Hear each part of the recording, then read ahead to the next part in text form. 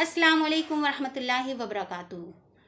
सुन्नत सुन्नत हर वो काम होता है जो किसी का तरीक़ा हो, यानी कि किसी ने बताया हो और हम उसको फॉलो करें।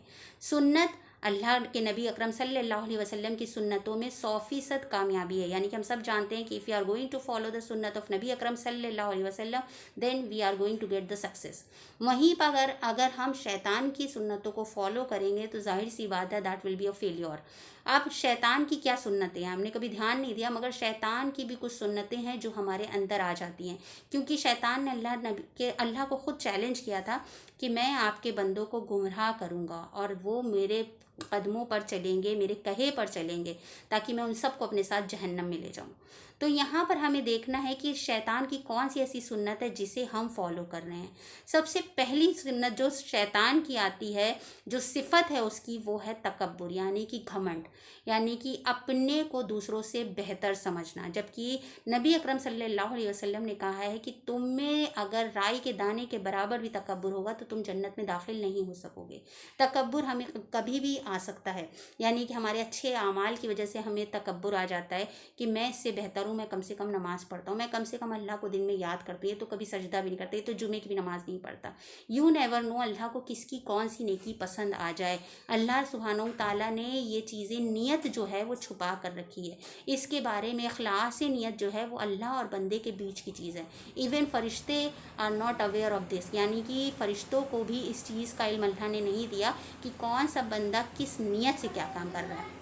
किरामन कातिबीन हमारे साथ रहते हैं और वो हमारे हर आमाल को लिखते हैं, मगर उनको ये नहीं पता होता है कि ये आमाल हमने किस नियत से करा है। नियत अल्लाह सुब्हानहू ताला ही जानते हैं और अल्लाह सुब्हानहू ताला ने इसे छुपा के रखा है। तो सबसे पहले तो हमें तकब्बुर से बचना है। कहीं पर भी ये नहीं सोचना है कि ये बंदा मुझसे कमतर है या मैं इससे बेहतर हूँ।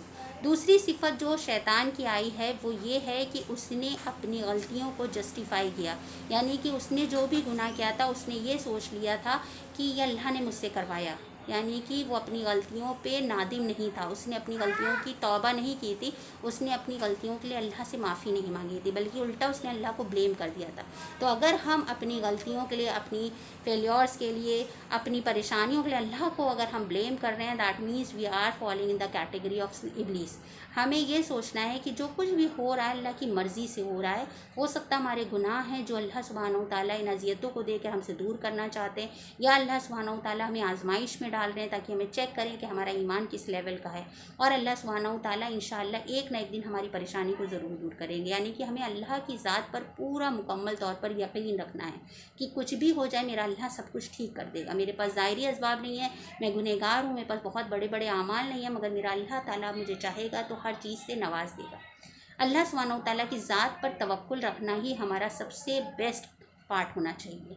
उसके बाद शैतान की जो सुन्नत है वो ये है कि शैतान को म्यूज़िक सुनना बहुत पसंद है और उसने इसीलिए गाने बजाने बनाए ताकि लोगों को कुरान से डिस्ट्रैक्ट कर सके।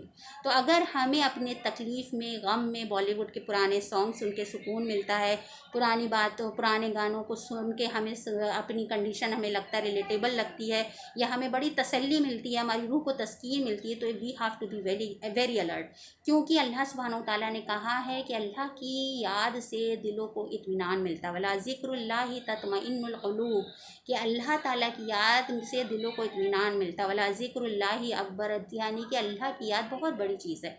और हमने अगर ये सोच लिया है कि ये गाने हैं, ये म्यूज़िक है, इससे हमें सुकून मिलता है, ये तो मेरी सिचुएशन पे बनाया गया है, यानी कि वी आर रिप्लेसिंग अल्लाह की रिमेम्बरेंस विद दिस म्यूज़िक। और ये शैतान की सिफत है।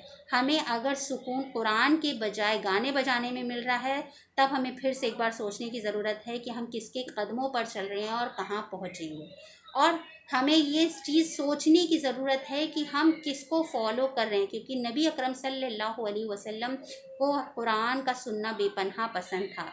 वो सहाबा इकराम से भी कहते थे कि तुम मुझे कुरान सुनाओ, यानी कि कुरान सुनने की आदत डालिए। अगर आपको पढ़ने में अगर कुरान कठिन लगता है तो पहले तो सुनने की आदत डालिए। आपको अगर अराबिक सुनने में नहीं समझ में आती तो आप कुरान का तर्जुमा सुनना स्टार्ट करिए।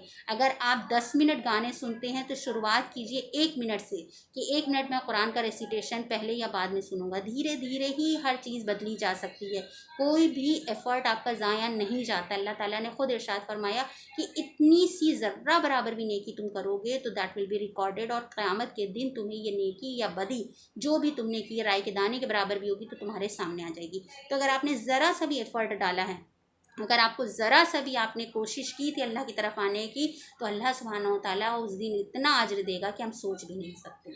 तो उसके बाद आता है कि शैतान की और कौन सी सुन्नत है। शैतान को बहुत ज़्यादा सोना बहुत पसंद है, यानी कि अगर हम सोते बहुत हैं तो ये भी हमारे लिए नुकसानदेह है, क्योंकि देखा होगा आपने अक्सर रात में कुत्ते भौंकते हैं, या जिन्नात के बारे में भी हम सुनते आ रहे हैं कि वो रात में एक्टिव होते हैं। तो अगर हम रात में जाग रहे हैं और दिन में सो रहे हैं, क्योंकि अल्लाह ताला ने कुरान में इरशाद फरमाया कि रात को हमने आराम की चीज़ बनाई है, और हमने इसको जस्ट पूरे फिनोमेना को अपोजिट कर दिया है कि हम रात भर जागते हैं और दिन में सुबह देर तक सोते हैं, जिसकी वजह से खैर व बरकत हमारे घरों में नहीं आती है। फजर के बाद का सोना अल्लाह ताला ने कहा है बरकत को, रहमत को वापस भेज देता है दरवाजे से। तो हमारा सिस्टम ही ऐसा बन गया है कि हम 3-4 बजे तक मोबाइल चलाते हैं और उसके बाद हमें फजर के वक्त ऐसी नींद आती है जिसकी कोई इंतहा नहीं। और अगर बहुत कोशिश करने के बाद हम फजर की नमाज़ पढ़ भी लेते हैं तो फ़ौरन नमाज़ पढ़ के सो जाते हैं, क्योंकि हम लोग अपनी नींद कंप्लीट करनी है। आदतों को बदलें, कोशिश करें अपने मोबाइल को 10 बजे रात से ही अपने से दूर कर दें, बिल्कुल उस पर हाथ ना लगाएं, काफ़ी दूर चार्जिंग पॉइंट पे लगा के सोने की कोशिश करें। हफ्ता 15 दिन में हमारी आदत बदल जाएगी और इंशाअल्लाह हमें इस परेशानी से निजात भी मिल जाएगी कि रात भर जागने की और दिन में सोने की।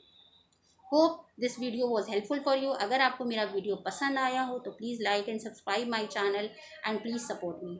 आखिर दावाना अल्हम्दुलिल्लाहि रब्बिल आलमीन। अस्सलामु अलैकुम वरहमतुल्लाहि वबरकातुहू।